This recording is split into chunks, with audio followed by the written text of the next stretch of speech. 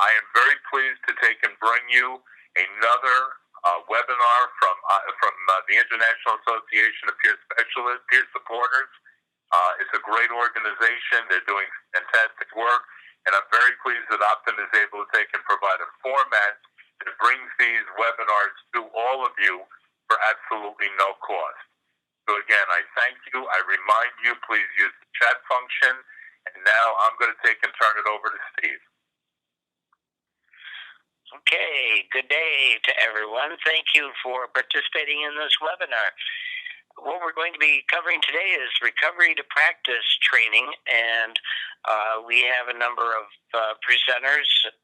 We have, in addition to myself, Rita Cronise, Heidi Levy, Noelle Pollet, and Lisa Goodale. And let's look at the next slide, and we can look at what it is we're going to be covering today. First off, what is the Recovery to Practice project? And then the other items are how it was developed was really important. And we'll be looking at the topics, the structure, and very importantly, the collaborative learning style we've adopted to this. And then finally, Lisa will be addressing the ways to bring the Recovery to Practice peer support training to your area. Next slide, please. So the Recovery to Practice project it is a 5-year project funded by SAMHSA. That's the Substance Abuse and Mental Health Services Administration. It's part of the Federal Department of Health and Human Services. And what they did was they selected a number of disciplines to create a recovery curriculum for each discipline that would help cover recovery knowledge gaps. And you could see the different disciplines listed there: the psychiatrists, psychologists, psychiatric nurses, social workers, addiction professionals, and fortunately, the peer supporters. And that was really an important step for us to be selected for this project. So we are now in the last year of this project. We're ready to launch, and that's the purpose for this webinar. Our target audience are working peer supporters, and both those who are employed and who are volunteers and have some experience. That is our target. That doesn't mean that this is limited to just those people who qualify on that slide. Anyone who can find this information useful is certainly welcome to use it and welcome to join us. Next slide. Okay. The second line there, based on field input, is really important because we strive to be inclusive. That's an important peer value, is to be inclusive. The old saying, "Nothing about us without us," rings true in our hearts. And what we did was held a number of listening sessions, and we had surveys, and we ended up with bushels, literally bushels of input. And the topics that were selected is the first 4: transforming power of recovery, wellness, effects of trauma, multicultural awareness, co-occurring conditions in recovery of the whole person, peer support values and boundaries, strengthening workplace relationships, and recovery relationships. Next slide. Now, as a result of this project, we have created a participant workbook, and there are so many people to thank for this project, in addition to the people who are going to be presenting today. But we had input all the way along. We did with the pilots and everything. We had so many wonderful people involved, and the workbook can be downloaded free from our website, www.inaops.org, or if you wish to obtain a hard copy that's bound nicely, you can go to recoverresources.com. Recover Resources charges $24.95 for that bound copy, but a lot of people like to have something that's durable and don't like to run all the ink out of their printers. It's more than 200 pages that we're dealing with there, and proceeds go to support the association. And I think at this point, I turn it over to Rita. All right. Thanks, Steve. Now, what I'm going to do is just jump really quickly over to our website and show you where a lot of this information is located. We have always had this Recovery to Practice link along the top line of our website. We've now started populating it more with the information that we are providing through the training. So here is the first page of the Recovery to Practice area of our website. And what I'll do is I'll show you a couple of the things that are available here. First of all, on the landing page for Recovery to Practice, we now have a video, which I'm not going to show as part of the webinar just for technology reasons we couldn't get to. But you can come and watch this 5-minute video that talks about the Recovery to Practice project initiative and the peer specialist training. So that's something that's available to you. Just to sort of dovetail on what Steve was talking about, here under, I'll go back to these links in a minute, but I wanted to jump first of all to the participant workbook, which is what we were just talking about.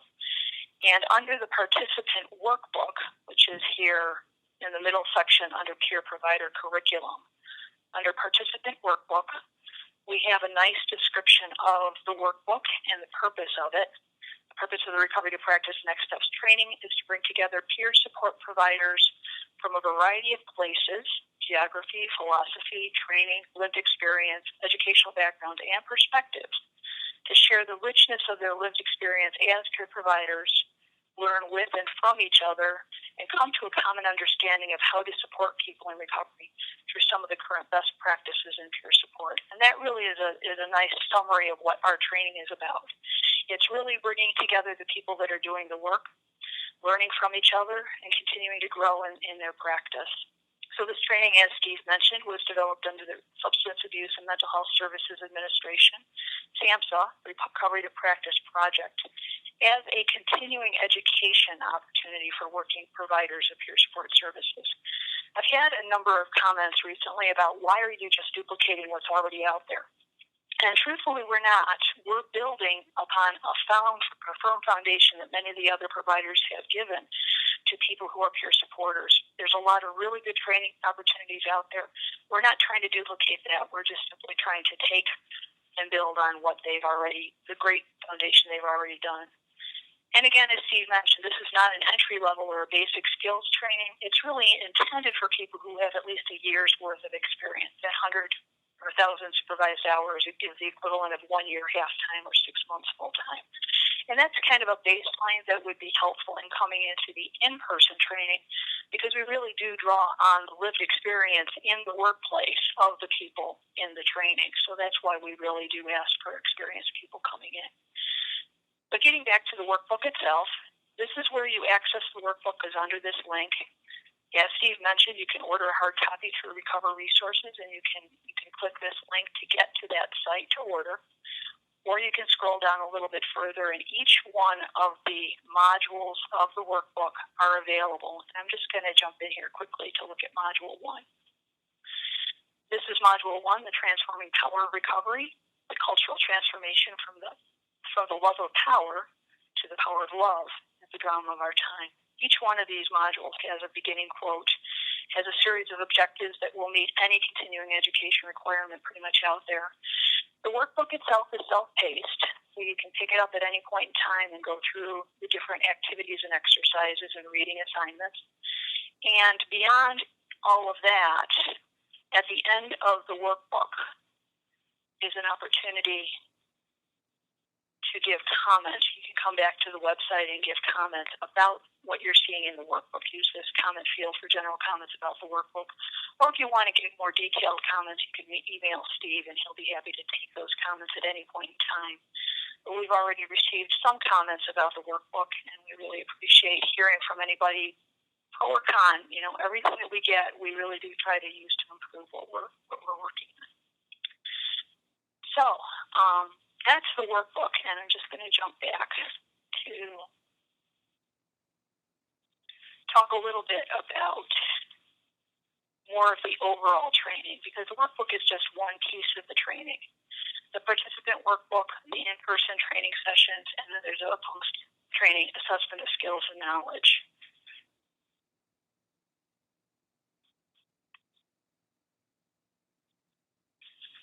So how the training is delivered is a 32-hour 32 hours combined, 8 hours of the pre-work, which is the workbook. So it's about an hour per module of training that we use in the workbook format. And then 24 hours, which equates to about 3 hours each of in-person training for each module. And we've built this on a very collaborative learning style. We learned from some of our early pilots that there's a real difference between having an expert try to talk to you versus really being able to experience something for yourself. And we went to a collaborative learning style early on in the process. And I'm going to now turn this webinar over to my colleague, Noelle Pollet. She's going to lead us through one of the exercises, or at least try to on the webinar. Noelle, are you there? I am here. Can you hear me? We can hear you. Good. Okay. I was going to give a little tiny bit of background per your request and then lead a bit of an exercise. The background is you wanted me to share about Bernard Lafayette and the thread through which we got to collaborative learning. Collaborative learning has been along for a very long time, but it was part of my own personal healing journey, being a volunteer for the Alternative to Violence Project, which is a prison-based training initiative that was in part founded with the help of Bernard Lafayette, who was the right-hand man to Dr. Martin Luther King. And 5 hours before he was assassinated, he told Bernard Lafayette that we need to institutionalize and internationalize this nonviolence work that you do. And Bernard Lafayette was a guy who literally went on one of those freedom rides on the bus when he was 20 years old, way down into the deep south. No, I will not sit in the back of the bus, and somehow survived. It was pretty darn cool. But this is a process that was founded because people who are incarcerated during the time of Attica, and we lived through that, a trauma-based process, said we cannot go through this again. We cannot have our young men in prison go through this. We cannot have our children who are coming up and may end up in prison go through this. We have to bring something to our communities.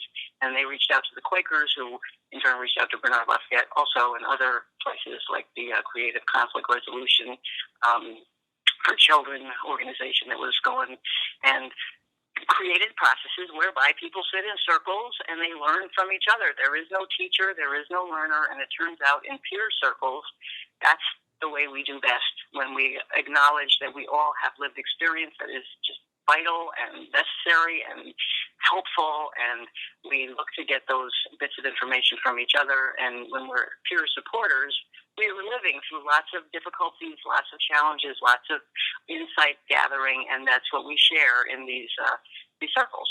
And it was tremendously healing for me personally, and when I engage in these trainings, I am just blown away time after time by how much ownership is developed in these circles, how much insight bubbles up. Traumas happen, some things take us off course at points in time, but people take ownership, and we heal and grow and actually live the experience that we're trying to teach about in these circles. So it's very profound and wonderful. And we wish we could do stuff online to show you how this works. And here's a little exercise that is still in development in a certain way, but I'm going to just give you an idea in a virtual way of what an exercise at one of these trainings is like. This one is called Seeds of Equality.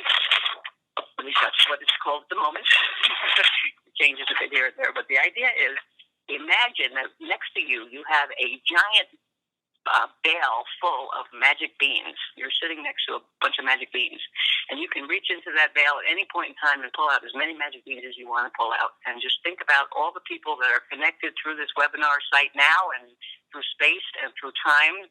possibly people that listen to this when it's being, taped and replayed. All together, we are in a peer circle with our individual vats of beans, magic beans, and we're going to toss these magic beans every time something that I say to you is true for you.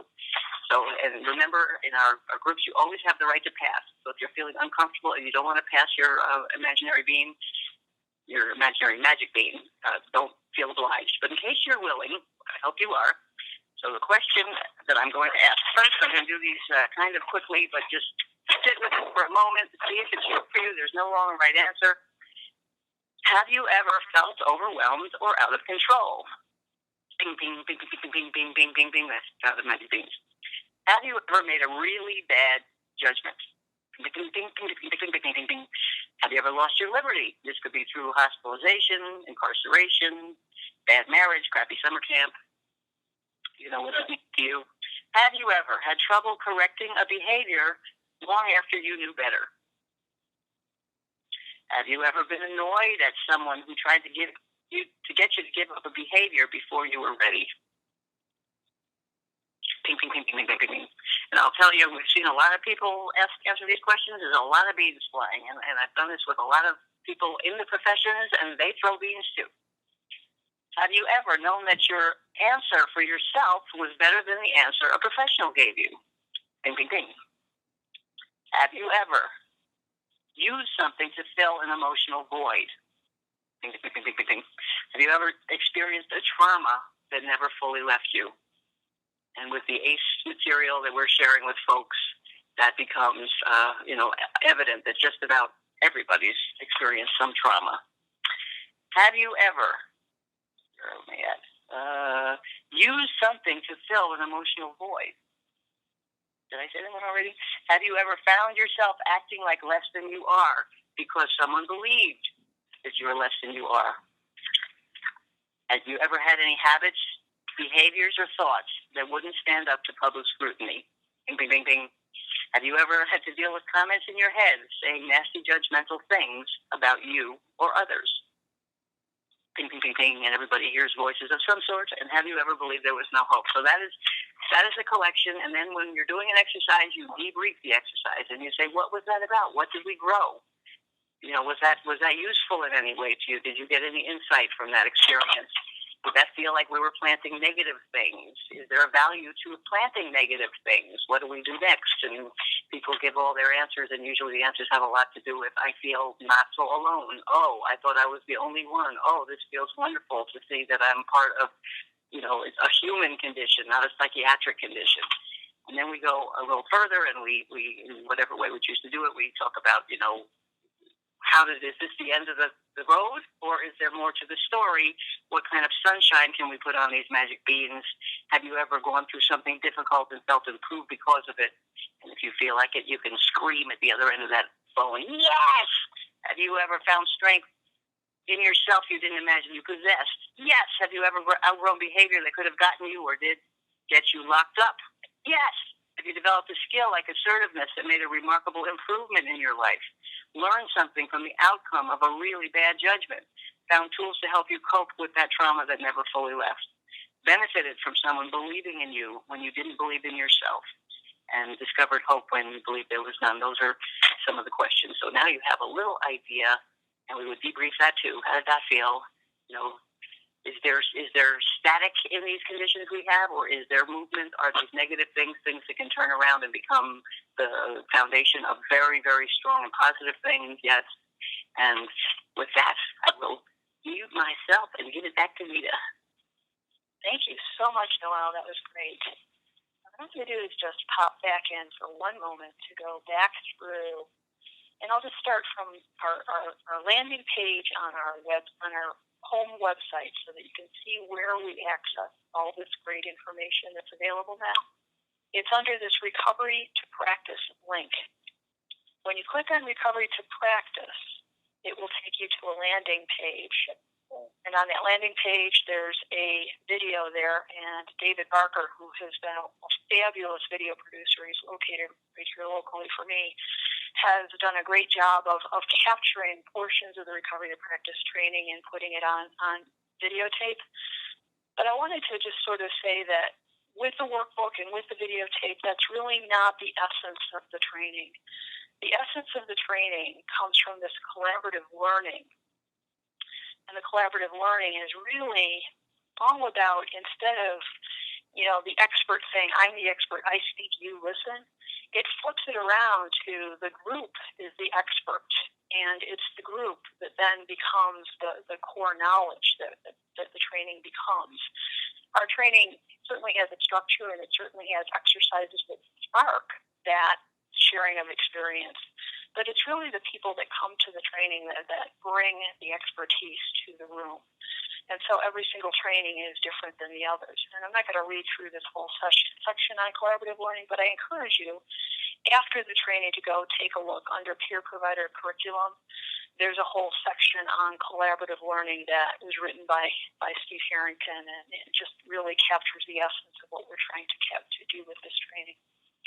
I also wanted to back up one moment and just look at the training overall. We have the participant workbook, which is about 8 hours worth of work. We've got the in-person training, which is about 24 hours worth of work. That makes this a 32-hour curriculum. And we have the 8 content areas. We have the participant workbook. We talk a little bit about the in-person collaborative learning. And then we also have a post-training assessment. We do have test questions that are available when people sign on to do this training, and Lisa Goodale is going to talk a little bit more about that. But we've really tried to create a training that's a nice balance between the evidence-based and the experiential. So hopefully we've been able to do a good job of that. And I'm going to pop back into the PowerPoint and just mention that this training has been thoroughly tested in the field. We started with a preview of the training back in 2012 at the N.A.P.S conference in Philadelphia. Then we went to Cincinnati, Ohio, where we did our first full-blown pilot. And beyond that, we went to New York City, Rochester, Syracuse, New York, and Grand Rapids. And we've also done these Optum webinars. I wanted to invite Heidi Levy, if she's on the phone, just to mention really quickly what she saw from the early stages to the later stages, because she's been along for pretty much every one of the pilots. She's been kind of our groupie, and she's gone from groupie to facilitator trainee to facilitator mentor, and she's done a wonderful job all the way along the line. Heidi, are you there?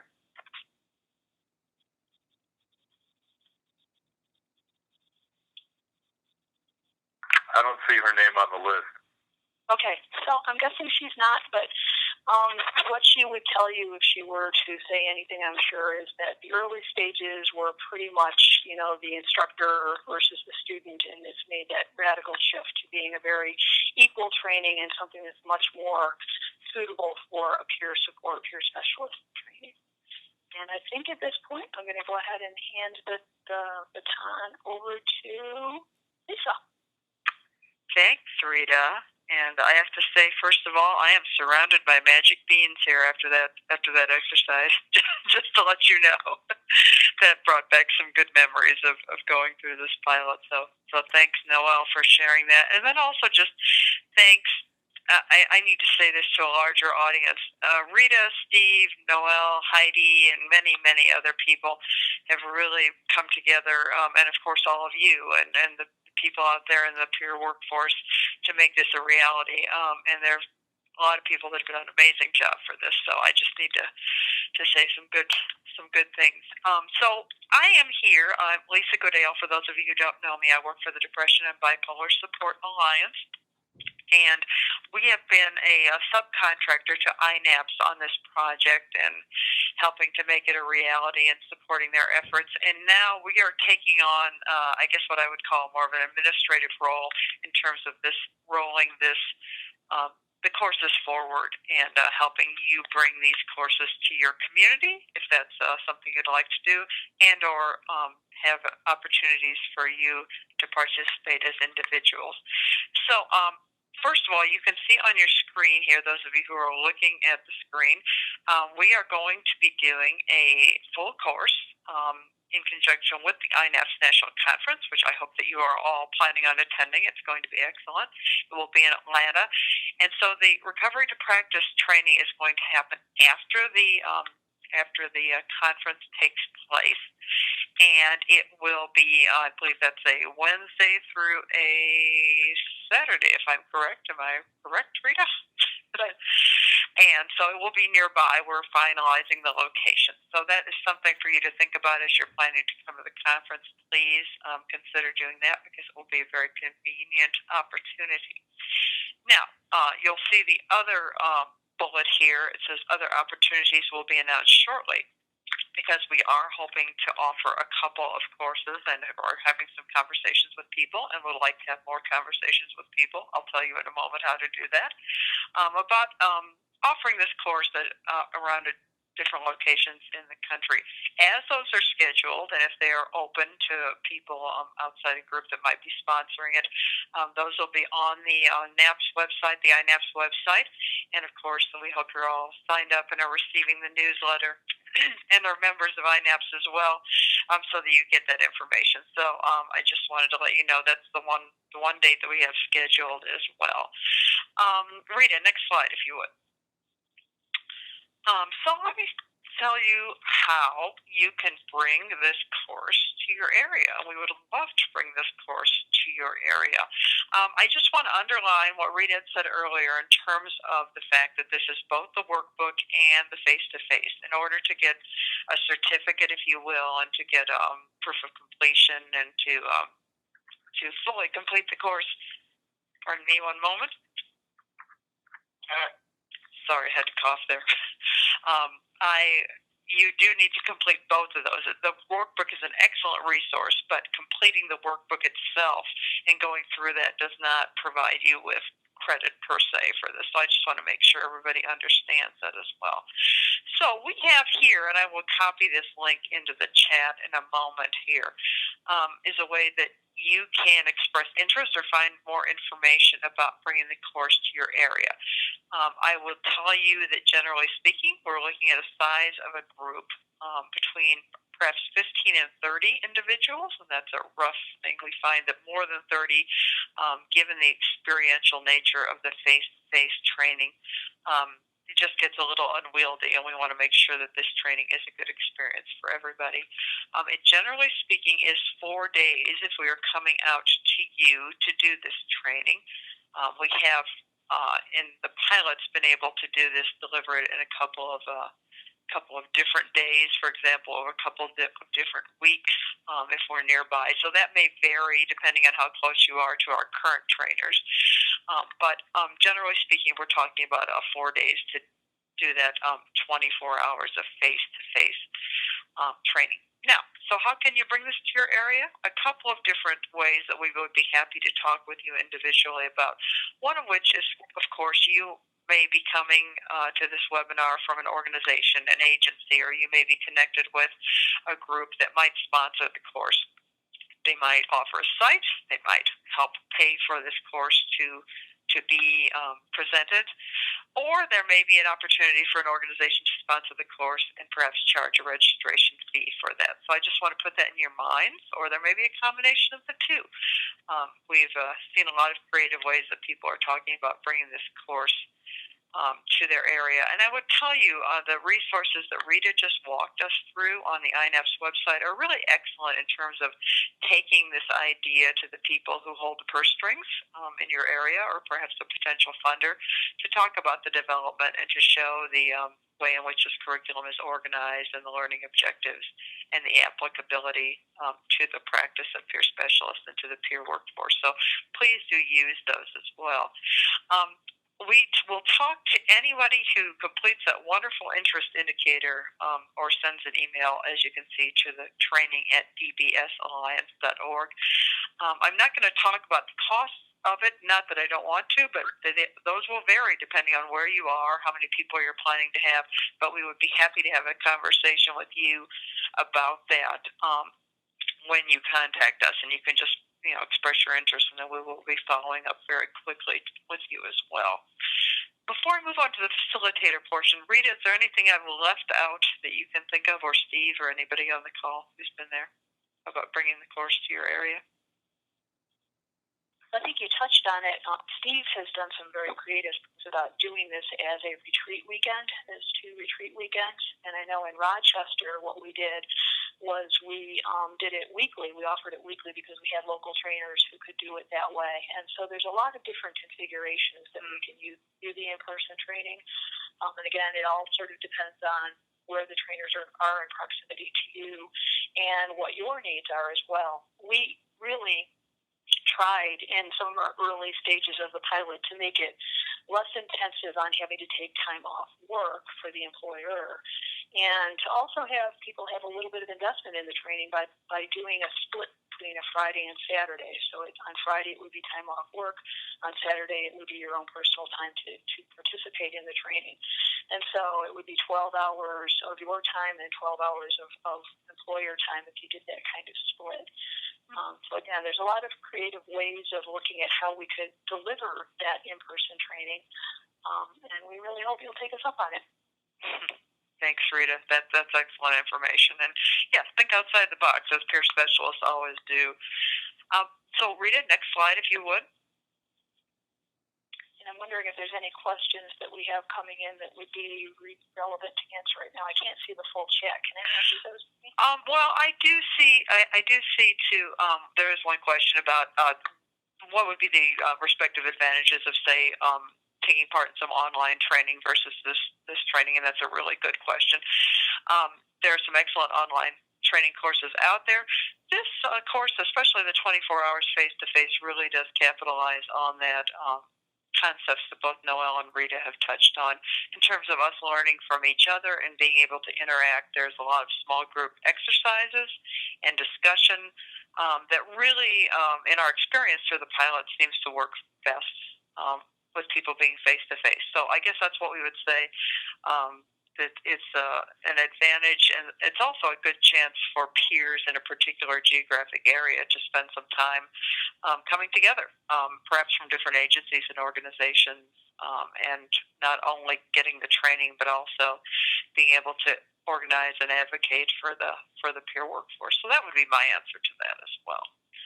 And what I would kick in is I've seen evaluation after evaluation after evaluation coming out of conferences like N.A.P.S and some of the others, where people say that the workshops were all well and good, but they learned a lot more from the people in the hallways connected with who were doing the same kind of work that they were. And really this training is trying to capitalize sort of networking ability and the ability to work, to relate one-on-one with people who are doing exactly the same kind of work that you're trying to do in your own local area. So that's really what I would say the advantage over the online. And I'm very well aware of the online training in New York because I'm a part of writing that. So anyway. I do see there's a couple of questions related to facilitator. I'm sorry, go ahead. I just had two cents addition to that one. Just my head got lost a little bit, but just the power of beloved community, which was actually Martin Luther King's term, that is developed, the bond that happens. It is something that is really, really unusual. And being that peers are kind of the forward motion of something unique on the planet that is so necessary. We are in kind of a healing mode that is we're bringing. There's something, because we have been so broken down to the foundation and we're building ourselves up, to have this time to function in a healthy group dynamic that this fosters is just, to me, invaluable. I just had to add that. Mm-hmm. Oh, no, that's excellent. And that really does. I do see a couple of questions about facilitators. So maybe questions about where the trainings will be. Well, that's where the trainings are going to be in terms of bringing. People were asking, are they going to be in the Albany area? People are asking if they're going to be in the Wilmington, North Carolina area. Well, we don't know until we talk with you. We the one place that we are talking about offering one that would be open to people, the DBSA specifically is working on being open to the general public. We're looking at California for that, and we're also hoping to do we're having conversations in both Illinois and Wisconsin, but those are conversations at this point. So if any of you are from there. The question, is there a list of trainers and where can we access that? Yeah, that's where if we can go to the next facilitator preparation, I think we'll answer that question, which is a really good one here for you as well. So right now we have a number of facilitators, both some of the people that have been with this course since the beginning and some folks that have been through the training and have expressed interest and are serving as what we would call apprentice trainers right now. First and foremost, we want to say that it became really clear to us and to everybody who's participating that it's important for somebody first to go through the entire course themselves before wanting to be a facilitator. It's really the only way someone, we can all read facilitator guides, and I know there are a lot of very talented people and experienced trainers on this call, but given the experiential nature of the face-to-face portion of the course, someone needs to complete the course, and I think that seems pretty logical to all of us. You need to have experienced it before you can begin to facilitate it in your area. So the first step for any of you all who would be interested in becoming facilitators, or if there are people from your area you would like to see as a facilitator, that would be the first step. The October course, perhaps the course that you bring to your area, or one that will appear on the N.A.P.S website just as soon as it's scheduled. So that is the number one. And then we are offering, and we are bringing folks along who then have completed the training and who want to become facilitators to assist in a subsequent training in order to get some more experience. And so we'll talk with anybody that does it. Again, I want to go back to what Rita said. The Workbook is an excellent resource. There are also many excellent resources that you can use in any way, but to use this and become a trainer under this Recovery to Practice curriculum, you do need to first go through this, and then you would receive the certificate. The way in which the people are asking about, are there any facilitators near me? There are a number of folks in New York, as you might see by the places that we have piloted that, but all the inquiries are going to come through that inquiry site. DBSA is going to be the place where we end up saying, okay, are you interested? Then we contact the trainers and make those arrangements. So rather than saying that someone in a site, say I was in Des Moines, Iowa, and wanted to bring a course, you wouldn't be contacting the trainer directly, that you contact us. We're just going to be a single point of contact to make it easier to do that. Other questions? Or Rita, what else can I say about that part?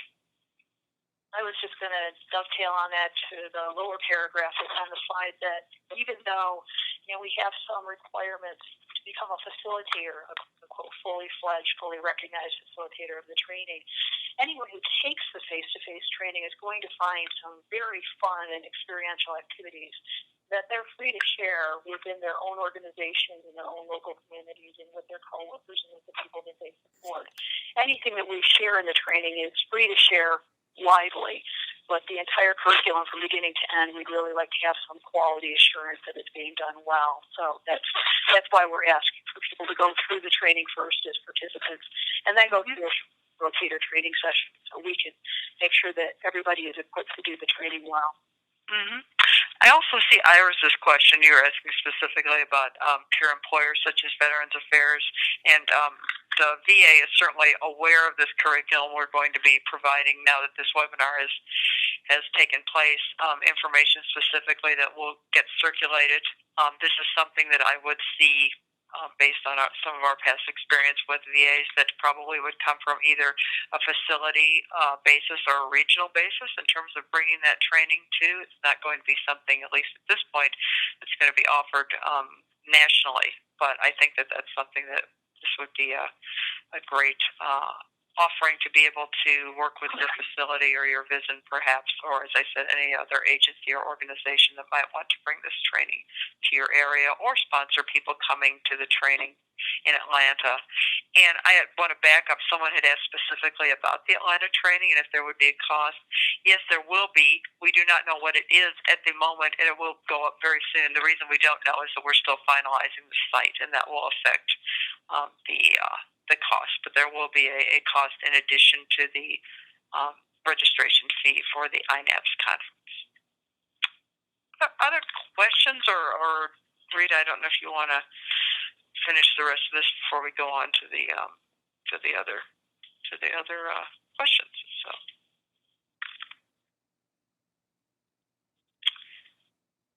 I think that's good for me. So, any questions? Yeah. I do see the one question about, do you have to go to Atlanta? No, you just simply need to complete a course. The Atlanta course is obviously the most concrete opportunity, immediate opportunity to complete the course and then to go on to become a facilitator. But there will be others in the future.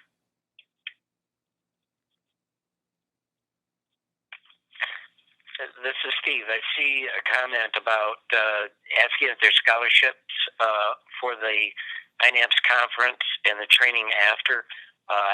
For the conference itself, there are a limited number of scholarships available, and if you visit our website, you will see the form, the application form, that the deadline is in about 5 weeks. But it's a very simple application, and if you just fill out the scholarship application, send it in, you can have your application considered.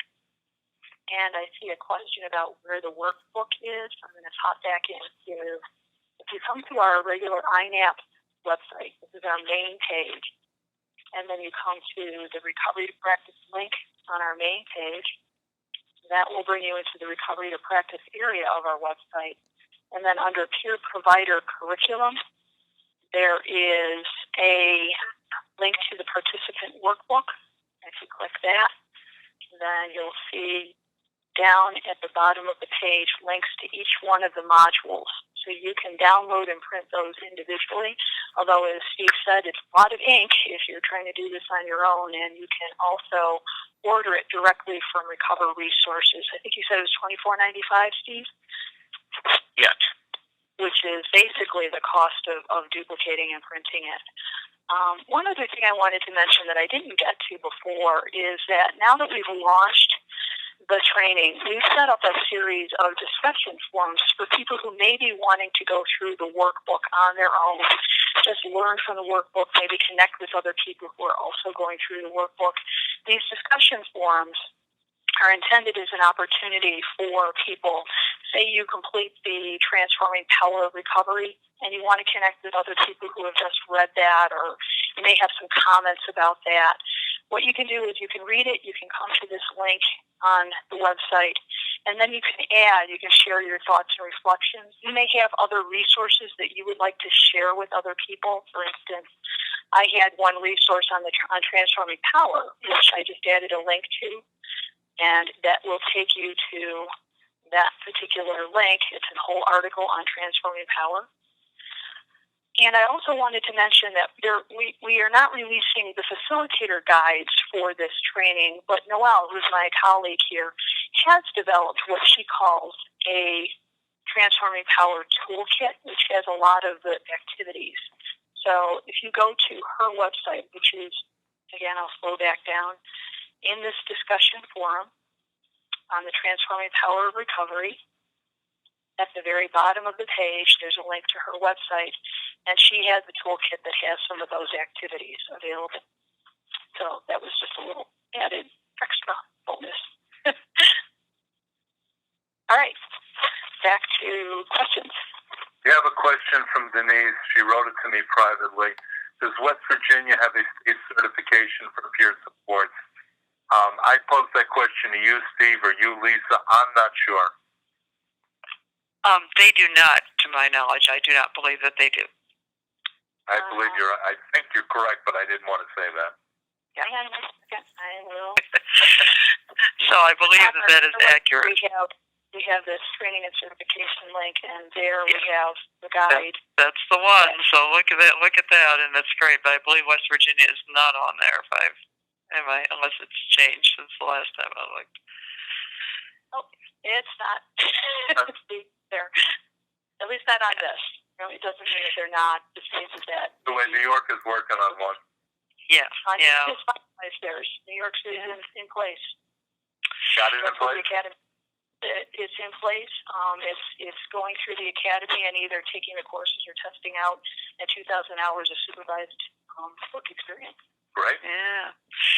And a couple of people have posed questions relating, again, to does this replace or is this the same as, certification training? Again, this training was designed for people who have had what I would call the basic or the core peer specialist training. Now, I know some people may be in the process of gaining certification in their states or systems. We're certainly not going to, be the police and say you shouldn't, but we would say that this is not designed to be a core basic peer specialist training. And for many people, of course, it would be excellent continuing education for those of us who either want to have that for our own personal edification or to maintain certification. William asked the question, he's asked it to me privately. Where can I find this piece of work toolkit again? Thank you. Rita, would you show him where that's available, please? Yes.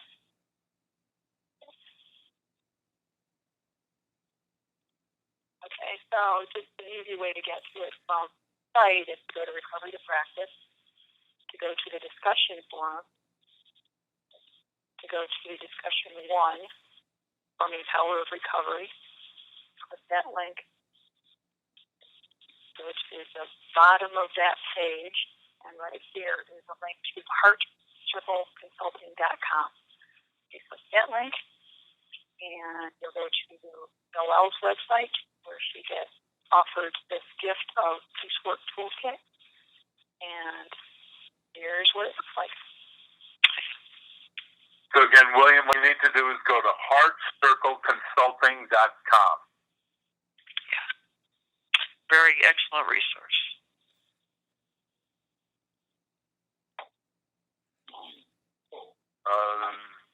Bev has a question. I don't know who wants to address it.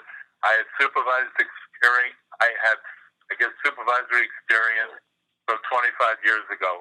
Is there a time limit on the experience factor? She should be teaching. Yeah, I agree, Rita. Dad, you certainly have a lot of experience, Beth.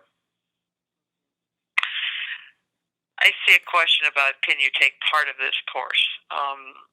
Again, we are awarding certificates of participation for people for the time that they do participate in the course, although we'd certainly encourage you to complete the entire course.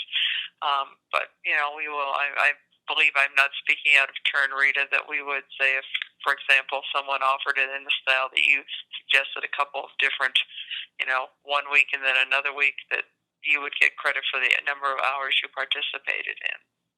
Correct. And in fact, in Cincinnati, Ohio, where we've just finished our second round of pilots, this time with the facilitator pilot testing, we did part 1 in a 2-day time frame, and now we're going 3 months out before we do the part 2. And that, I think that's perfectly acceptable. I don't want to chunk it down too small, but I think if we do it in half, it works, and that's like 12 hours of in-person anytime. Yeah. Okay, Leon asked the question, and Leon, instead of taking the course, what you can do is you can sign on to these webinars and get your credits that you need from these webinars. If you're only looking for 10 hours per year, taking and signing on to these webinars, Leon, would give you your 10 hours because we offer 11 webinars each year. Mm-hmm. Mm-hmm. And we tell you to do both. Right. For sure. And we also have a question from Brandon. Is the certification able to be used for recertification? Yeah. And I think that most, again, you would have to, of course, know what your system or certification body required, but you will receive a certificate, after completing this course or completing whatever portion of the course. And you would need to check to see if it applies, but I would be very surprised if it does not apply, because we certainly have a solid curriculum with learning objectives and can provide that information to you to share with your certification body. It actually has a question. Do people get CEUs for each module completed? If they are doing it online, how do they make the request for the CEUs? Well, the online portion is you're not doing this online, so that I can't tell you, but you do get the certificate of participation because there is no national certification for peers right now. N.A.P.S doesn't offer a certification per se on this, or DBSA does not, at least at this moment, offer that, but we can provide you with proof of attendance and the fact that and the information of what you've completed. And Right. Actually, the best way to get your CEUs is to attend these webinars. Hey, we got a nice comment here. Thank you for developing these wonderful training for mental health peer specialists. We will put the information on our sites. We are proud members of N.A.P.S. See you all at the N.A.P.S conference in Atlanta. Yay! Jaria Hardison. All right, Jaria. Thank you. Excellent. Yep. Should we wrap this up with the... People really enjoyed this. I have a feeling we've come to a close because I'm not seeing any new questions, and I think we've addressed... wait a minute. John has a question. Is there a national certification in the works? I'll let you take this one. Is there a national certificate, Lisa? Is there a national certification in the works so that I don't have to get recertified if I move to another state? Well, I don't know if Lisa's the right one to answer this. I might ask Steve, but I'm happy to throw in my 2 cents. There should be a national, there should be a national certification, but unfortunately, it's not there yet. Yeah, I do know that some people certainly are able to take their certification and get it honored in other states. But much as I wish I could say that you can do that in every state, that's not the case. But come to Atlanta and we'll organize and do some advocacy around that. Actually, there's very little reciprocity between the states, but it is something actually we've heard and have tried working on for actually 10 years. And it looks like now that the doors are open for more reciprocity. So that's an issue that we're going to be revisiting here in the very near future as an organization. I think the time is right for this, for national certification. Okay, just to let everybody know, we're getting a lot of thanks and a lot of praise for the information that you guys have brought forward today. So we're very lucky that we have this format. We're very lucky that we can get this information out to people. And we're very pleased that people are finding it informative. I want to thank you all for your time today. It's been a great, great opportunity. I hope you've enjoyed it. Anybody that's had technical difficulties, come back. We'll make it work somehow. We've been trying to work through all the technical difficulties that we can. And I think we've done a pretty good job of working through a lot of the big technical difficulties because I'm only seeing 1 or 2 technical difficulties as we go on. So again, thank you for everybody. Thank you everyone for participating. I hope you had a very enjoyable time here, and we look forward to announcing our next webinar, which will be in May. And thanks, Peter. And I will have the quiz for this particular webinar up in about 5 to 10 minutes. So if it's not right there for everyone, just wait a few minutes and it will be there.